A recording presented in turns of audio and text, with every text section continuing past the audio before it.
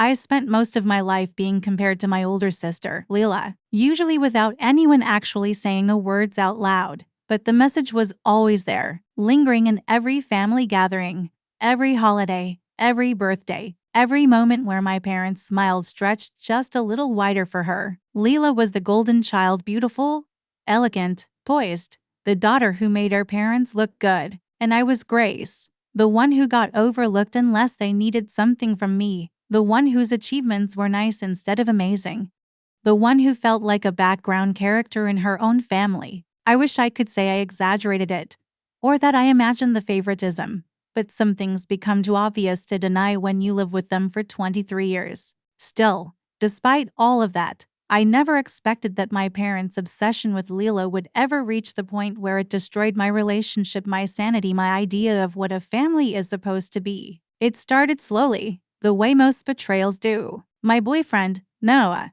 had been with me for almost 2 years. He wasn't perfect, but he treated me with a gentleness I wasn't used to, and I believe that came from a place of real affection. My parents liked him enough at first, though like in my family is a lukewarm thing that barely counts. But everything shifted the day Leela moved back home temporarily after her apartment lease ended. Suddenly my parents were inviting her to every family dinner again, fussing over her, hovering around her like she'd returned from war instead of an upscale yoga retreat in Bali. Noah and I had plans to introduce him to her one evening. Nothing special, nothing dramatic. I thought it would be simple, just a hello and some small talk. I didn't expect the way my parents' eyes lit up when Leela walked into the room and Noah stood to greet her. It was like they saw something I didn't. And maybe they did, maybe they always had. A few days after that, my mother asked if Noah could come help with something at the house. She acted casual about it, but she was never casual, especially when it came to things involving Leela. Still, I didn't think much of it. Noah was friendly. He liked helping people.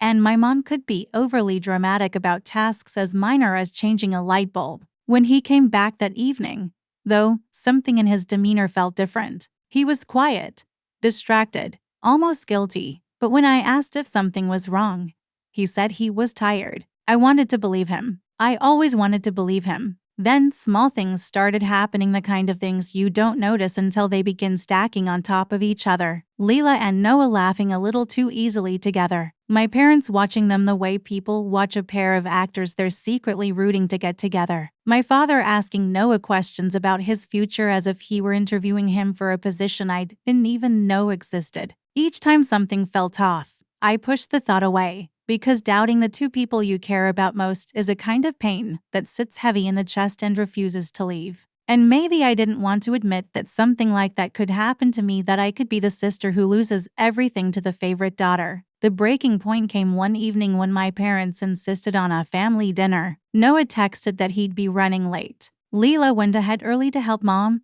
though we all knew that meant sitting at the counter while Mom praised her for breathing. I arrived last, parking down the street because they had the driveway blocked with their cars again, as if intentionally making things harder for me. While walking toward the house, I heard something, muffled voices, and at first I thought it was nothing. But then I got closer, and the sound became clearer and mistakable. It was laughter, Noah's voice, and Lila's, coming from the backyard. I moved quietly round the side, and when I turned the corner, I froze. My sister was sitting on Noah's lap. His hands were on her waist, and their faces were too close enough that the moment they realized I was there, they both jerked back like I had caught them on fire. My breath tangled in my chest, my mind unable to process the image fast enough to understand the reality. Noah stood abruptly, stuttering something that didn't resemble any human language. Lila's expression wasn't guilt, it was annoyance, as if I had interrupted something she deserved.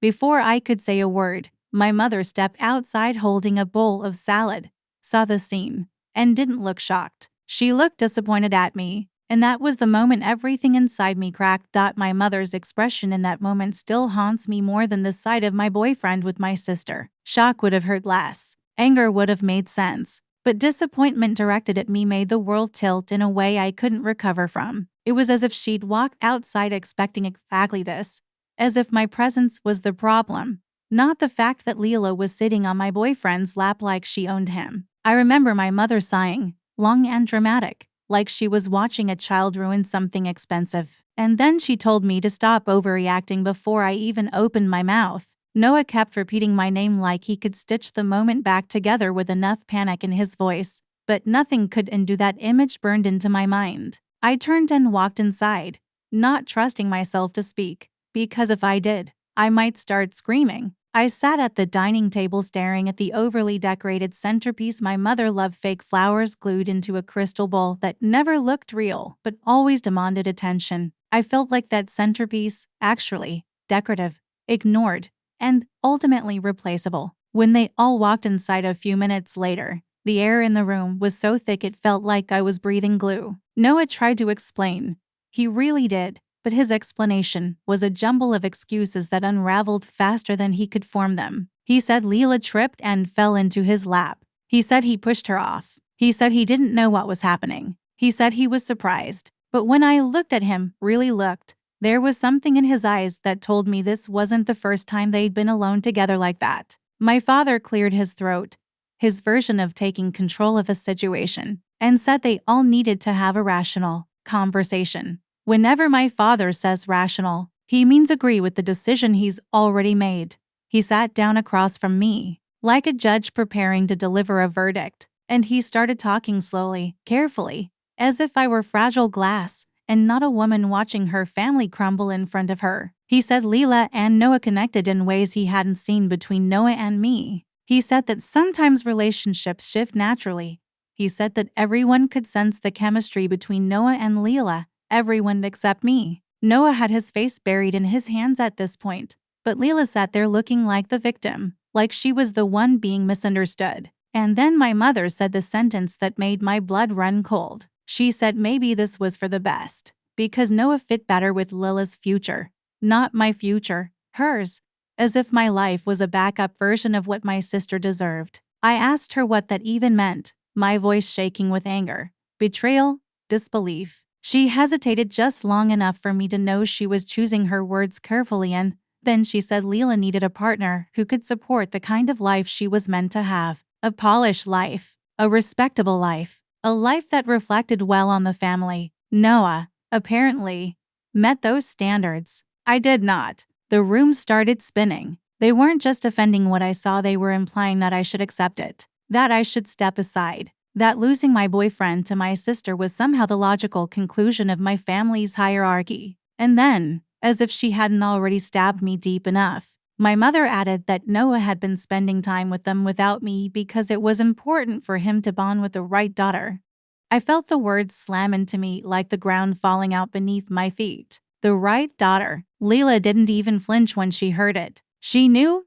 She had always known. She had always been the chosen one. I stood to leave, but my father blocked the doorway, insisting we needed closure, resolution, understanding. I didn't want closure. I wanted to scream until the neighbors called the police. But instead I asked them one question, the only question that mattered. Why would they ever encourage Noah to spend time with Leela when he was with me? The silence that followed wasn't empty, it was full. Full of guilt. Full of answers they didn't want to say out loud. My father looked at my mother. My mother looked at Leela.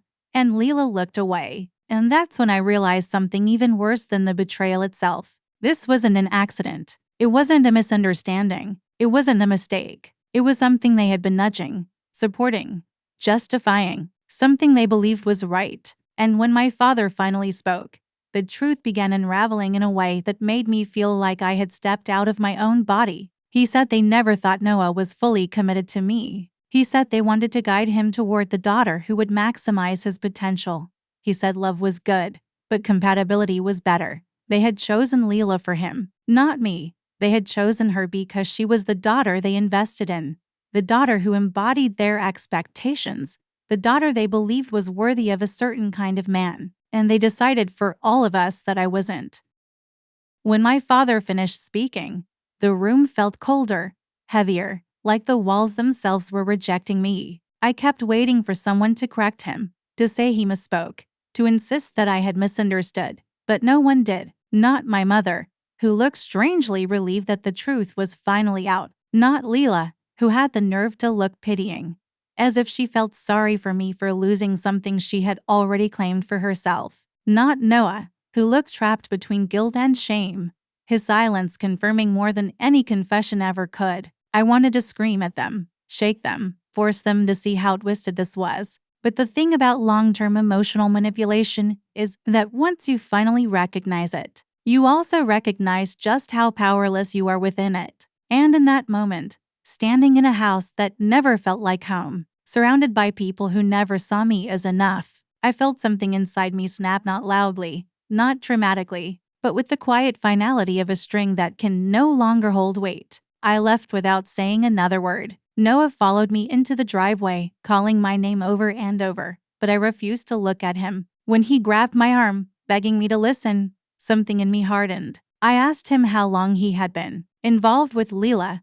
His face gave me the answer before his mouth did. It started months ago, months before Leela even moved back home, months when I thought our relationship was strong, months when I thought he loved me. He tried to explain, saying my parents were the ones who first hinted that Leela might be more aligned with his goals.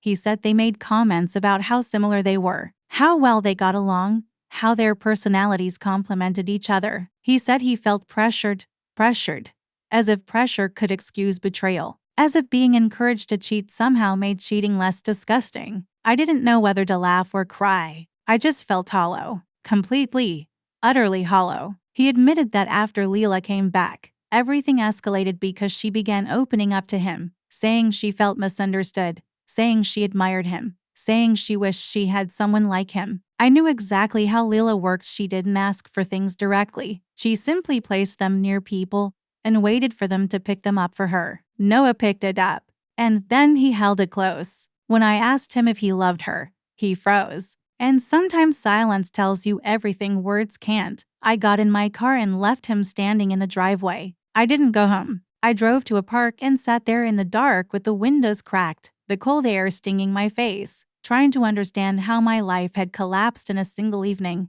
The betrayal was one thing. People cheat, people lie, relationships fail, but what I couldn't wrap my mind around was the idea that my own family had orchestrated it. That my parents believed Leela deserved my boyfriend more than I did. That they thought I should simply accept that. I wanted answers, but more than that, I wanted distance. I spent the next 2 days ignoring calls, texts, even knocks on my apartment door. My phone buzzed constantly with messages from Noah begging to talk, from my parents telling me I was being dramatic, from Leela telling me she never meant for things to get messy, like this was a spilled drink instead of a wrecked life. On the third day, I received a message that made my stomach twist. It was from my Aunt Claire, my mother's sister, the one relative who had always treated me like a whole person instead of the family's second option. She asked if I was okay and if she could come over. I hesitated before answering, but I didn't have it in me to push away the one person who had never made me feel small. When she arrived,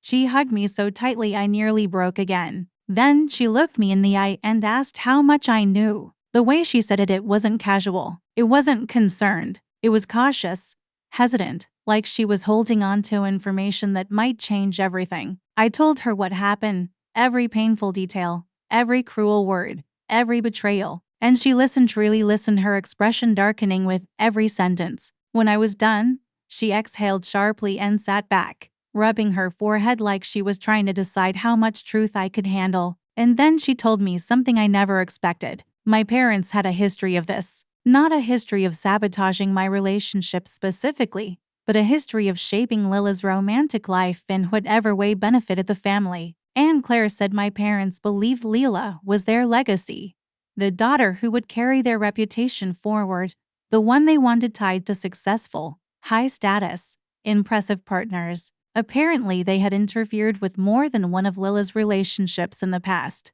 encouraging certain matches and discouraging others, all while pretending it was her choice. But what stunned me was what she said next. She said my parents had once pushed Lila's ex-boyfriend, someone she actually loved, out of her life because they thought he wasn't good enough. They encouraged him to pursue someone else, someone they thought was better for him. The pattern hit me like a punch. My parents weren't just meddling. They weren't just controlling. They were strategic, calculated, ruthless. And this time, instead of protecting Leela, they had gone after me. Anne Claire said something even more horrifying. She believed my parents had been trying to set up Noah and Leela long before I ever introduced Noah as my boyfriend. That when they first met him, they had already made up their minds, not about him but about what role he should play in the family. And because my parents saw me as the lesser daughter, the expendable daughter, the daughter who wouldn't carry their image, they had no problem sacrificing my happiness for Lila's narrative. Aunt Claire's words settled into me like ice, numbing everything I thought I knew about my family. It wasn't just favoritism. It wasn't just preference. It was a pattern of decades-long strategy built around the belief that one daughter mattered more than the other. And the more she talked, the more something inside me began to twist. A realization forming that made my chest tighten. This wasn't about love for Leela. This was about control. My parents controlled Leela the same way they controlled me, only in opposite directions. Leela was shaped into perfection, groomed for admiration, molded into the shining face of the family. I was shaped into the shadow, the buffer, the child who absorbed the disappointment so Leela wouldn't have to. And they had the audacity to call that parenting. When Aunt Claire finished talking, she looked at me with a softness that made my throat ache because it was the kind of care I never got from the two people who were supposed to give it by default. She told me she had warned my parents years ago that treating us like chess pieces would come back to haunt them. She said they never listened. They never thought they were wrong. They believed their version of logic was superior to anyone's feelings. I sat there in silence as everything clicked together: the comments, the comparisons, the subtle digs, the way my parents always made me feel lucky to get scraps of attention. Now it all made sense. They never saw me as someone whose happiness mattered. I was just someone whose presence kept the family from looking incomplete. I asked Aunt Claire what she thought I should do. She hesitated, choosing her words like someone defusing a bomb, and finally said that before I made any decisions, I needed to know the full truth. She said there were things my parents weren't telling me, things she had suspected for years, and she offered to be the one to ask the questions I deserved answers to. I didn't want to face them. Not yet, maybe not ever, but I agreed to let her talk to them. It felt strange allowing someone else to step in, but I was exhausted, emotionally drained in a way I had never felt before. It was like my entire identity had been shaken loose. For 2 days, I waited for her call. Noah kept texting, each message a mix of desperation and apology, claiming he had made a mistake, that he had been manipulated, that he didn't know how to stop things once they started. But his excuses felt as hollow as my parents' logic. Leela also tried contacting me, but her messages were even worse: short, dismissive, self-pitying, as if she was the one who had been wronged, as if her being chosen by my parents made her the victim of circumstances instead of the architect of betrayal. I ignored both of them. When Aunt Claire finally called, her voice was tight in a way I had never heard before. She asked me to come to her house immediately. Not my apartment, not a cafe, her house. That alone was enough to tell me something was terribly wrong. When I got there, she looked shaken, her eyes red, her hands trembling slightly. She sat me down and told me everything she had learned, every detail she had pulled from my mother during a conversation that lasted almost 3 hours. And what she told me reshaped everything again, but not in the way I expected. My parents didn't just encourage Noah to pursue Leela. They orchestrated it. They pressured him, manipulated him, and when he hesitated, they made him believe that choosing me was choosing failure. My mother had told him that I was never going to be the daughter who brought stability. My father had told him that Leela was the one who matched his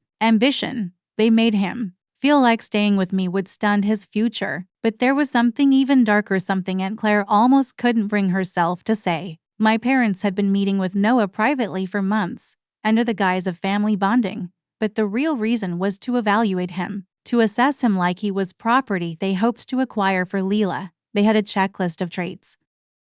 A literal checklist: ambition, family background, financial potential, social presence, long-term upward trajectory. They were matching Noah to Leela like he was a resume they were submitting to a company. My parents didn't believe in love. They believed in strategic partnerships. They believed in optics. They believed in preserving the image of their perfect daughter with the perfect life. And they decided I didn't deserve any of it. The final blow came when Aunt Claire told me something my mother had said directly, something that made my stomach drop, my breath hitch, my hands go cold. My mother had told her, without shame, without hesitation, that she always knew Grace would end up with someone average because I wasn't the daughter they had invested in. I wasn't meant for greatness. I wasn't meant for admiration. I wasn't meant for love that elevated anyone. I was meant for whatever was left. When Aunt Claire finished repeating those words, I felt something inside me shift, not break.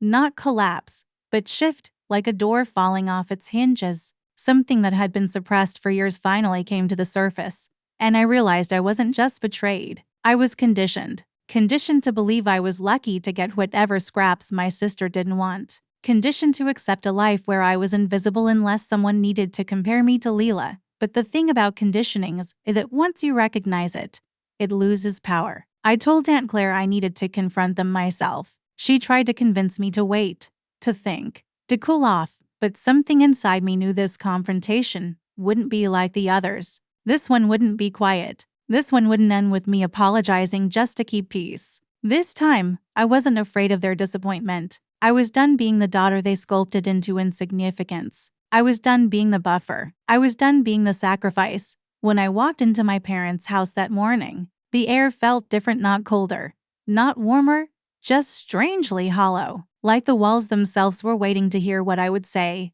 I hadn't stepped inside since the night everything fell apart. Since I watched my boyfriend and my own sister stumble out of a bedroom they should never have shared. Since my parents looked at me not with concern but with weary disappointment, as if I had inconvenienced them by catching the betrayal. Now I stood in the hallway clutching the folder of printed messages, photos, and the letter I had written. It wasn't revenge. It wasn't closure. It was truth. And I was finally ready to put it exactly where it belonged, in their hands, not on my heart. My mother appeared first, surprised but not alarmed, like she hadn't spent years shaping me into the daughter who swallowed pain to keep harmony. My father followed, glancing at me with the same expectant look he reserved for employees, not family. Cassandra peered from behind them, hair perfect as always, expression unreadable except for the familiar glint of self-assurance. And Eric was there too. I hadn't expected that. He stood near the kitchen doorway, clearly invited, clearly comfortable, like he had already been absorbed into their curated image of what a proper son-in-law should be. No one asked how I was. No one asked why I had come.